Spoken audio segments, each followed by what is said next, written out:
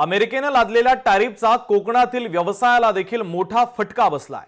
Tariff धोरणाचा mango pulp निर्यातीला फटका बसलेला आहे। 300 कोटींचा मँगो पल्प अमेरिकेमध्ये निर्यात केला जातो, तर टॅरिफच्या धोरणाने अमेरिकेमध्ये जाणाऱ्या पल्पच्या किमतीमध्ये आता 25% वाढ होणार आहे। त्यामुळे अमेरिकेमधील ग्राहकांना महाग दराने हे प्रोडक्ट आता खरेदी करावं लागेल। त्यामुळे टॅरिफचा मोठा फटका कोकणाला बसतो आहे।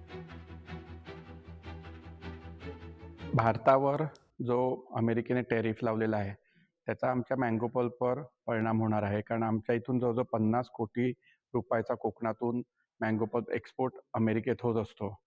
अर्थातच 25% टॅरिफ हा खूप मोठी टॅक्सची ही आहे, त्यामुळे आमच्यावर 12.5 कोटी रुपयाचा टॅक्स त्या 50 कोटीवर लागणार आहे की लवकरात लवकर हा टॅरिफ 0% पूर्वीसारखा व्हावा व हे जे संकट आलेलं आहे ते आमच्यावरून दूर व्हावं अशी मी भारत सरकारकडे विनंती नक्की करेन।